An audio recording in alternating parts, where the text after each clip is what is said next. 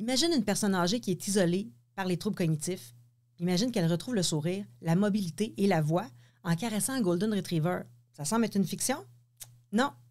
Une étude espagnole rigoureuse publiée en 2020 dans la Revue scientifique internationale de recherche environnementale et de santé publique montre comment la zoothérapie améliore concrètement la communication et la mobilité chez les personnes âgées vivant en centre de soins longue durée. Imagine-toi des résultats équivalents à la physiothérapie classique. Oh, des interactions sociales multipliées par 3 quand un chien est là. Tu ne veux pas manquer la suite, alors reste jusqu'à la fin pour tous les résultats remarquables de cette étude. Sylvie Ferland, fondatrice et enseignante chez Zoothérapie Mauricie, t'aimes notre contenu? Ne manque rien en t'abonnant à la chaîne et surtout, n'oublie pas de mettre un pouce si tu as aimé cet épisode. Alors que les centres de soins longue durée font face à des défis de taille, isolement, perte d'autonomie des résidents, surcharge des équipes de travail, la zoothérapie, c'est une approche thérapeutique innovante qui offre souvent un souffle d'espoir et de douceur. Je vais te parler d'une étude clinique qui a bousculé les pratiques gériatriques menée dans 2 centres de soins longue durée en Espagne. L'étude a impliqué 46 résidents avec un âge moyen de 85 ans, répartis en 2 groupes sur 12 semaines. L'objectif, comparer les effets d'une prise en charge classique avec ceux d'une prise en charge enrichie par la pratique de la zoothérapie. Donc, on a un groupe témoin qui pratique la physiothérapie classique et un groupe expérimental de physiothérapie plus zoothérapie.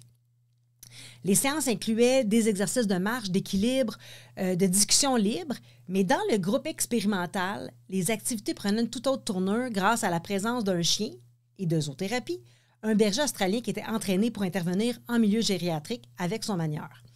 Le chien n'était pas un simple spectateur, il devenait partenaire de soins, créateur du lien puis déclencheur de motivation. L'essentiel, dans les grandes lignes, communication améliorée de 30 % à l'échelle de Holden lorsque la zoothérapie est ajoutée en comparaison avec un plan de traitement régulier sans zoothérapie. La mobilité, elle, a été préservée. Les résultats étaient équivalents à la physiothérapie classique. Efficacité, en fait, c'était efficace à tous les stades. C'était bénéfique qu'on parle de déficience plus légère à la démence sévère. Puis l'interaction sociale était triplée lorsqu'il y avait de la zoothérapie. On a aussi noté un bien-être global accru, les gens étaient de meilleure humeur, un meilleur engagement, un sentiment d'utilité retrouvée et également une réduction du stress comportemental, c'est-à-dire moins d'agitation puis plus de calme chez les résidents. Alors pourquoi ça fonctionne si bien? Comme l'explique le Dr Rodrigo Clavero, le chien agit comme un catalyseur social. Il crée une rupture dans la routine institutionnelle. Donc, 92 % des résidents qui initient d'eux-mêmes un contact physique avec l'animal. 67 % se remémorent spontanément des souvenirs liés à leur ancien animal. Et le temps d'attention est prolongé, tiens-toi bien, de 40 % versus les séances de traitement sans zoothérapie. L'animal devient un point d'ancrage émotionnel, un déclencheur de récits personnels, puis parfois même une raison de se lever le matin. La simple présence d'un chien crée un climat de confiance, de sécurité affective puis d'ouverture. Et il y a une double action neurophysiologique. La stimulation agit sur 2 fronts. Il y a la sécrétion d'ocytocine de 18 % de plus, selon d'autres études. Il y a une réduction du stress, diminution de l'agressivité ou de l'apathie. Alors, en bref, l'ocytocine, c'est une hormone souvent qui est appelée hormone du lien ou de l'attachement parce qu'elle favorise la confiance, le calme et les connexions sociales. Il y a aussi une activation du cortex préfrontal. Donc, ça occasionne une amélioration des fonctions exécutives. Alors, il y a la prise d'initiative, communication, concentration. Alors, ça veut dire qu'on a des participants qui osent prendre des risques calculés, se lever, se pencher, tout en verbalisant leurs actions. Ces effets se manifestent rapidement et peuvent améliorer non seulement la qualité de vie des résidents, mais aussi le climat global de l'unité. Parce qu'un résident plus calme puis plus engagé, c'est aussi un soignant moins débordé puis une équipe plus soudée. Puis aussi, les séances sont loin d'un cadre médical rigide. Ils prennent une allure de moment joyeux. Lancer la balle, un parcours moteur ludique, soin à l'animal, caresse, rire. Ce climat détendu facilite la participation active, même chez les participants les plus réticents. Le chien devient vraiment une porte d'entrée vers l'autonomie, l'expression et le mouvement. Pendant l'étude, un résident a même nommé « Grâce à ce chien, je me sens moins seul, moins inutile. Il me donne une raison de me lever le matin. » Les résidents ont hâte à leur séance de zoothérapie. Alors, si on désire reproduire le protocole de l'étude, voilà comment ils ont procédé. Ils ont structuré les séances. Alors, des durées de 45 à 60 minutes, 1 à 2 fois par semaine. La taille des groupes, c'était 5 à 6 résidents, selon leurs conditions, en tenant compte de leurs capacités puis de leurs affinités. Comment ça se déroulait? Il y avait la présentation du chien, prise de contact, ensuite des activités motrices et cognitives, des jeux de mémoire, petits défis moteurs, des soins prodigués au chien, brossage, nourriture, récompense, et des échanges, discussions spontanées ou guidées autour du thème des animaux et des souvenirs. L'implication du personnel est cruciale. Le duo chien-intervenant agit vraiment en complémentarité avec l'équipe soignante, qui peut ainsi observer les réactions des résidents puis ajuster les autres volets de la prise en charge.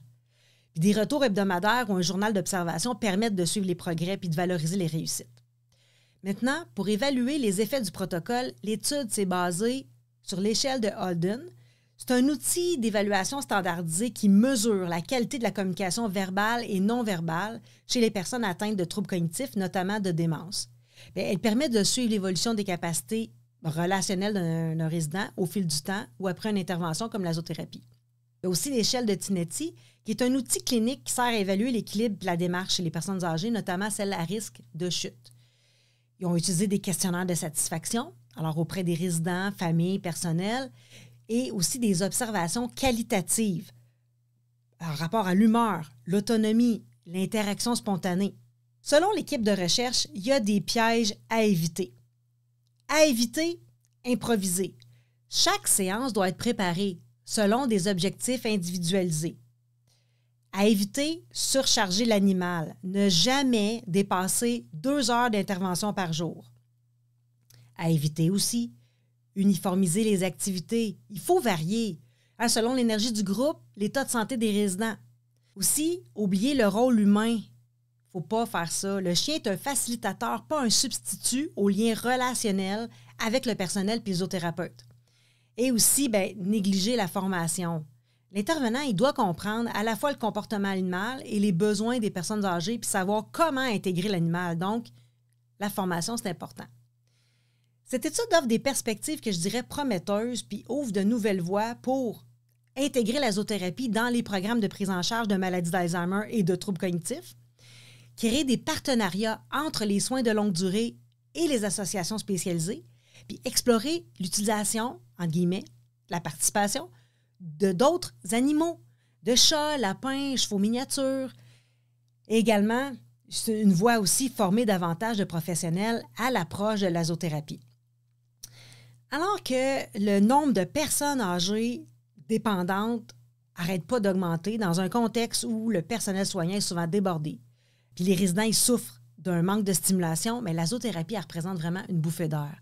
C'est une approche du lien, du vivant, du sensible, puis elle redonne un sens, du mouvement et des émotions. À la prochaine!